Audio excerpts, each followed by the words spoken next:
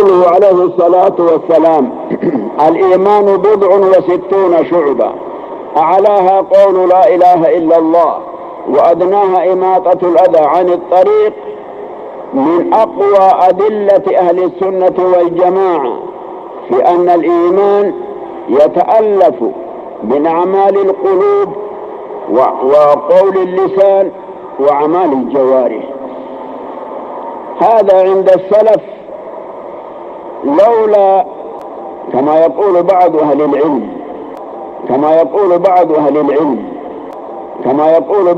العلم لولا تقدير وتحفظ من قول الإمام أبي حنيفة وأتباعه من أهل كوفة، قيل إن ذلك إجماع. السلام عليكم ورحمة الله وبركاته.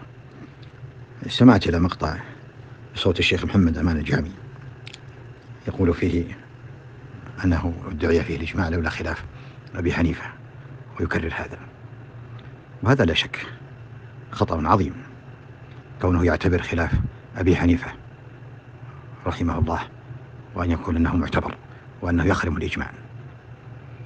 إن خلاف الإمام أبي حنيفة رحمه الله وقبله شيخه حماد بن أبي سليمان رحمه الله في الإيمان وإخراج العمل المسمى الإيمان من أقوى الأدلة على الإجماع. وسأذكر أمرين مهمين. الأمر الأول أن حماد بن أبي سليمان هو تلميذ أو من تلاميذ إبراهيم النخعي من مدرسة الكوفة. مدرسة الكوفة ترجع إلى عبد الله بن مسعود. عبد الله بن مسعود له قول في ذلك، فإن العمل قول وعمل، فإن الإيمان قول وعمل، وإبراهيم. وحماد هو أول من قال أن العمل لا يسمى إيمانا، وجاء ببدعة التي سميت بعد ذلك مرجئة الفقهاء، إرجاء الفقهاء. والدليل على أنه أول من قال به أنه سئل حماد قال: كيف تقول قولا لم يكن يقول به إبراهيم، يعني إبراهيم النخعي رحمه الله شيخه؟ فقال: لو كان إبراهيم حيا لقال بقولي. إذن هنا ومعلوم أن إبراهيم مات عام 95 هجرية، لهذا نعرف أن القرن الأول كلهم كما قال البخاري: لقيت أكثر من 1000 رجل بالأمصار من العلماء بالأمصار لا يختلفون في أن القول أن الإيمان قول وعمل يزيد وينقص. إذن الدليل على الإجماع أنك تعرف أول من خالف. إذن قبل خلاف أو قبل حتى ولادة إبراهيم النخعي، قبل ولادة حماد بن أبي سليمان، قبل قول حماد بن سليمان 100 سنة أو 90 سنة، كان الناس على قول واحد، على قول الصحابة الذين صرحوا بأن الإيمان قول وعمل. هذا يقوي الإجماع. إذن كان هناك إجماع ولا يعتبر. ولذلك لما ظهر قول حماد ردوا عليه، لم يقبلوا، وقال عنه النسائي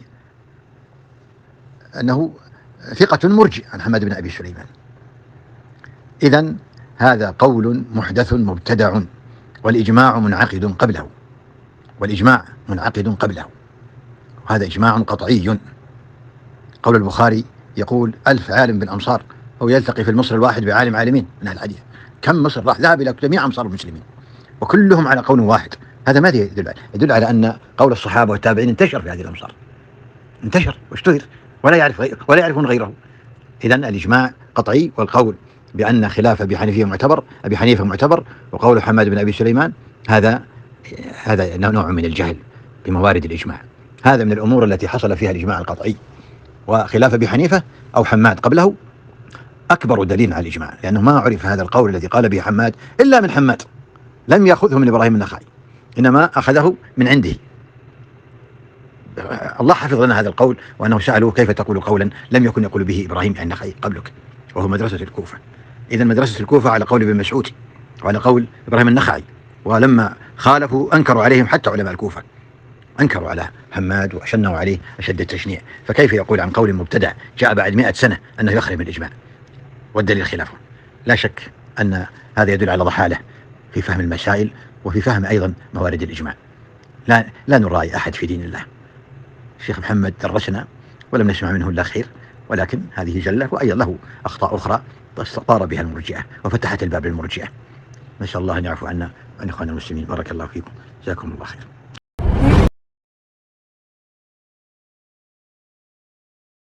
ظهر هذا الرجل الذي جاء بنص يعني مجمل للإمام أحمد وما رجع لأقواله الأخرى التي تبين مراد الإمام. ودائما أهل العلم يحذرون أن العالم لابد أن يجمع كلامه في المسألة ليعرف مراده، وإلا وقع مثل هذا الزلل.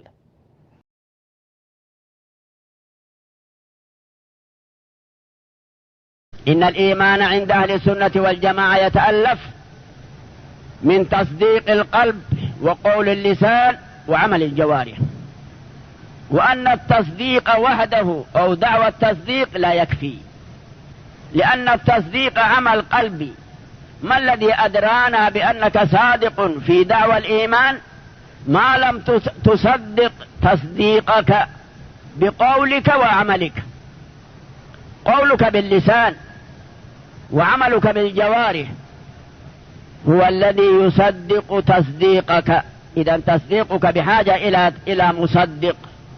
لهذا ضعفوا مذهب الإمام أبي حنيفة وأصحابه الذين أخرجوا الأعمال من مسمى الإيمان، ولكن لم يلحقوهم بمرجئة أهل الكلام، سموهم مرجئة الفقهاء، لأنهم على حد تعبيرهم قالوا الإيمان ليس شطرا، الأعمال ليست شطرا في الإيمان ولكنها شرط في الإيمان.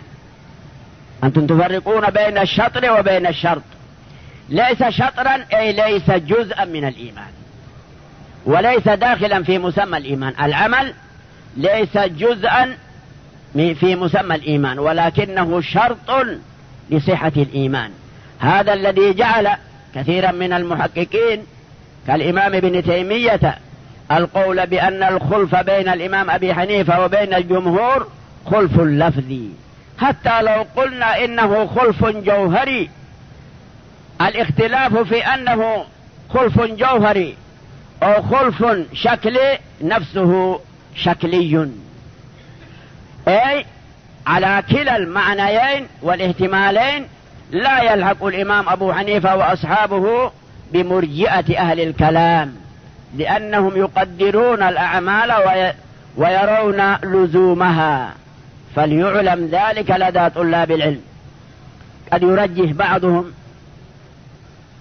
أن الخلف جوهري، وهذا الترجيح نفسه لا تأثير له عند التحقيق. ودائما أهل العلم يحذرون أن العالم لابد أن يجمع كلامه في المسألة ليعرف مراده، وإلا وقع مثل هذا الزلل.